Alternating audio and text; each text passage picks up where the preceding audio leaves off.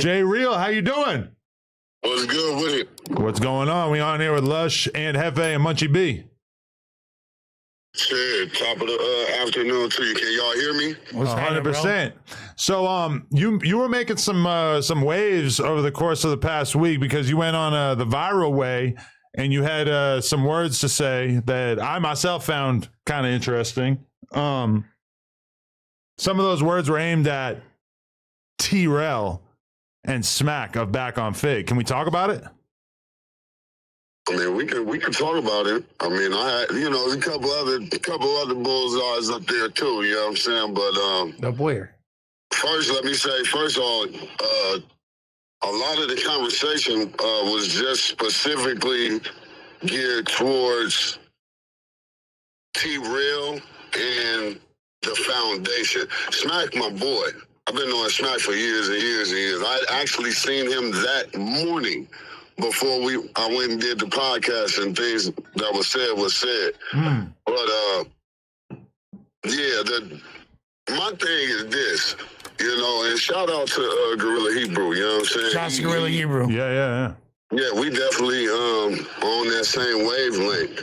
My thing is this: is like when you build a house on a foundation, but you neglect those who laid the pavement. It's a situation. It's something to be looked at. You know what I'm saying? It's kind of like if you go and stay in somebody's house and you make improvements on a certain room, and then you put a lock on the door and say the people's house can't come in that room because you made certain improvements, because you kind of leveled up on a certain way. And I'm talking about Back on Fig itself, which ain't no malice. I'm from Figueroa. I'm from 52nd Hoover Street. You know what I'm saying? I am Fig. I am Figueroa. You know what I'm saying? So when I look at this situation, I say, okay, I see the homies. They coming up. They doing their thing as they should. But where is the reach back? Right. At what point do you say, okay, we up, we on here, you got, y'all engaging, you got Joe Buttons talking about Back on Fig. Yeah, y'all becoming, okay, now it should be prime time where you actually go back on Fig for real and stop just using it as a name. You feel me? At this point, it's like, okay, well, I'm looking at Back on Fig, but I'm not really seeing too many Fig members. I'm seeing Buzz. I'm seeing, unknowns. It's not just a gangbang. This ain't just about representing some type of neighborhood or some type of hood. But I'm looking at, the freestyle sessions. Y'all got guests coming on. And I get it, guest spots for artists trying to get themselves out there and drop new music and all that. But you got to feel the homies on Fig. Nah, for sure. You to come back on Fig. Yeah, I mean, so have you reached out and tried to get in touch about getting some kind of support for what you got going on musically? Because I agree that would be nice if they were able to, do anything for the community. Sometimes it feels like Trell is kind of more just concerned with being on his fancy vacations with retired NBA stars and stuff. T-Real. That's what T-Real concerned about. He's concerned about himself. That's the only reason he on boats with Akademiks, gushy and tipping up bottles in grown-ass men's mouths and shit. Nigga, this is, we talking about something, now we're talking about the personality of an individual versus the platform and the foundation that individual stand on. Now, this don't go against Back on Fig as a unit, as everything that they doing. Like I said, I am Fig. My homies is Fig. Shout out Big Skull. You know what I'm saying? We are Fig. So when they come back on Fig, they come back to us. So we get it. We proud of the motion. We just wanna understand, where did you feel that you became Fig all on your own to yourself? And this is excluding Smack. This ain't got nothing to really do with Smack, because me and Smack have talked multiple times. And I've asked Smack, hey, what's going on with T-Real?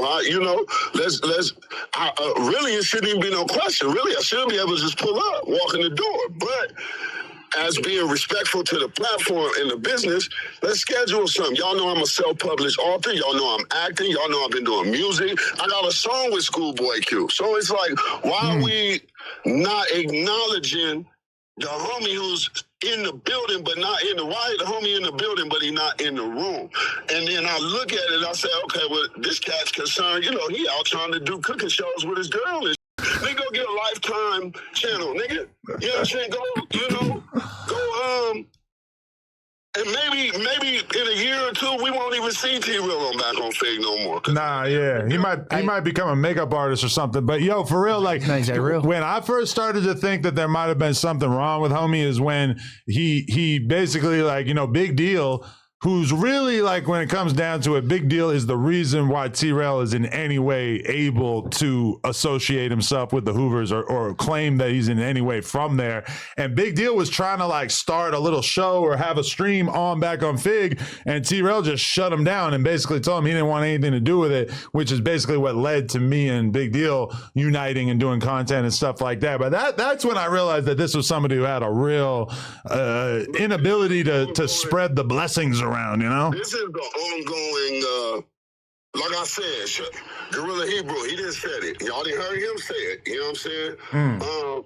Couple other homies, that I'm not going to put their specific name out because I don't know how they, feel about that, But I was definitely in conversations with a couple of the homies prior to this interview, knowing that I was going to be here, and they asked me to be a voice for this situation. Look, niggas got to stop using Hoover, Feuds, and 5-1 especially as a credit card. Y'all using Hoover as a credit card. Like, you can just swipe it and get stuff up out of it and not pay back. You know what I'm saying? Everybody got to pay once a month on their credit card bill or this Never bill. leave home without it. You just can't go and swipe your card and think you're going to receive and not have to give back.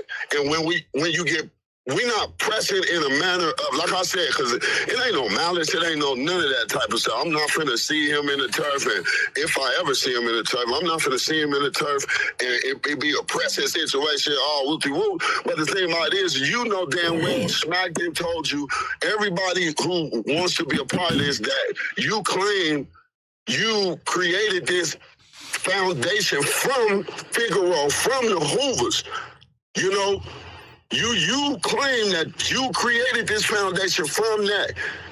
And while we don't see not even a half or most of your guests and artists, I hardly see any who's on there unless it's Smack, unless it's one or two of the homies. But you got everybody else coming in through the side door. When you got homies that's in the living room, you won't even let in the backyard.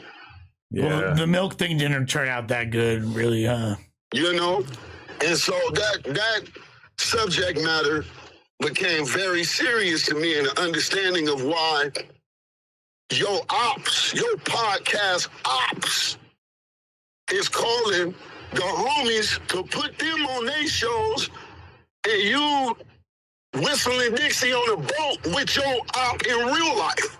So you didn't like seeing T-Rail turn it down around Akademiks after attacking him just a few weeks ago. Which made no sense to me when the homies been reaching out to you on some positive connection, trying to put positivity and show what they got going on coming out.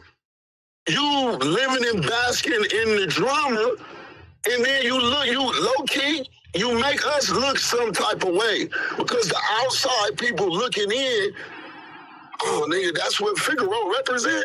Oh, that's how dudes from Fig in it. Oh, that's how them Hoover dudes do. Oh, they talk shit and throw rocks and high hands and then go lay up with the nigga. You know what I'm saying? So when you doing stuff like that, bro, and like I said, cuz in his own little world. And I get it. Ain't nobody, I talk to Smack about it. And Smack shrugs. Hey, why Smack can't have you come on there? And hasn't there been a lot of people though, like they've had a good amount of people from that community over there and interviewed and been on the pod, right? Hey, no. How much of the responsibility on Smack though? Why Smack can't have nobody come up there though? It did. Like, well, This is the question. This is the question. That was my initial question.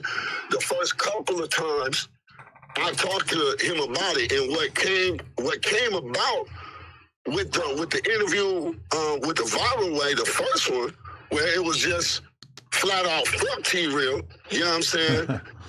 That came about because of the continuous conversations that happen in the dark. I had to break. See, my thing is, I'll talk to you in the dark, my guy. Ain't nobody got to see or hear what we talking about because, you know, it is what it is when we talking about it. But when you keep the shit we talking about in the dark and act like we never talked about it, okay, now JReal got to bring some shit into the light. Because not only am I not the only one that feel this way, I'm not the only one that had reached out to you personally, smack other AD, all that type of, you know what I'm saying? Even AD, when I said something about him, he responded with going on his show, putting the clip up, having dialogue about it, and then we talked outside of the show about it, and yada yada yada. Right? I can come on his shit anytime. Do you think is there a chance that T-Real is just actually scared and maybe like buying into some of the anti-Hoover rhetoric out there? He basically feels like if he lets too many Hoovers in the door, that they're gonna take advantage of him, extort him, sabotage his business somehow. What are the Bloods in the neighborhoods and everybody else you got up there doing? What they doing? Shit, but you always got to be more worried about the people that are the closest to you, and your own family in some respect could be the one that are the most threatening. All right, it could be, but the thing about it is when you sitting across the table, and this, you know, they already got me labeled as a crybaby and a hater and all that on the internet. I don't give a flying. Anything say out my mouth is 100% real and can be is based in facts. I don't give a how I say it and how you hear it, but when you sitting at a table and the motherfucker at the end of the table eating filet mignon and you eating noodles and y'all sharing the same refrigerator, nigga, we gotta have a conversation. I don't give a about it. I'm gonna steal your meal if I'm eating noodles and I see you eating filet mignon. We at the same table. Then you gonna have to be worried. But when you break bread, like Jesus said from the jump, knowing that the foundation you built your on come off the back of my homies that's doing time, did time. You know how many homies we done lost on Fig? You know how many funerals I done been to talking about Figaro? You know what I'm saying? Talking about this quote unquote hood. Hey, he just need to change the name of his podcast. That's what it sounds like. Sounds like making it more complicated. No, for real. I feel like this. I feel like this. It's not he should feel obligated. He is I know he gonna watch this. T-Real, you are obligated. It is your job to put more of the homies on. The further you go up, the homies should be going up. It is your obligation. Why? Because you use the foundation that we built to get where you at, nigga. How you gonna walk up the stairs we built and tell us we can't come to the second floor? Nah, facts. Now, anytime y'all want to get on Rack 100, dusty ass, we can go there too. Wait. What's the problem with Wack? Hey, on Bloods, I'm here for it. and I got diss songs coming from Blueface and Game. Oh, you active. All right. I got diss songs coming for Blueface. And see, the thing about Wack is he not a hip-hop artist. He not a rapper. We got to say it from our hood. Whatever dudes you got a certain size, we got a size to match. So if we were in an altercation and I'm bigger than you or you smaller than me, I just go get a dude your size. And since you're not a rapper and you got them non-lyricist ass, bubblegum rap ass artists over there, tell them to get in the studio so we can match wits and I can show you who I am since you don't know who JReal the realest is. Nigga, I ain't never seen you nowhere until Adam came about. Nigga, I ain't never heard of you until Adam came. Nigga, I'm born and raised in South Central Los Angeles. I'm in this industry, always been in the background. I ain't never heard of you. Now all of a sudden you popping up on podcasts. You got artists. You everywhere. You got badges in your wallet. Nigga, what are you doing? Man, what is going on today? This is insane, guys. I ain't never seen nobody to jail. That's a lie. We got record that you put a couple niggas behind bars with your snitching. Not snitching, but snitching.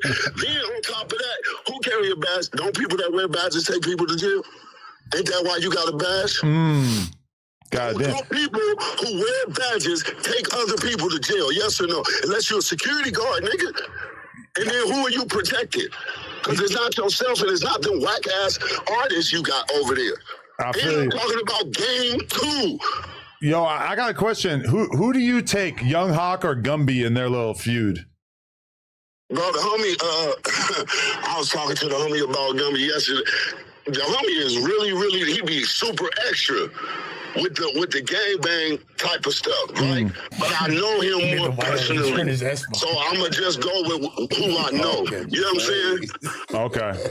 Just wondering. There's a little Hoover civil war going on over there. Yeah, that's what, and you know, everybody got their own little cliques and shit within every type of organization. It don't matter what, if it's gangs or church. Everybody got their own little section of people that they deal with every day and you know, and grow with, you know what I'm saying?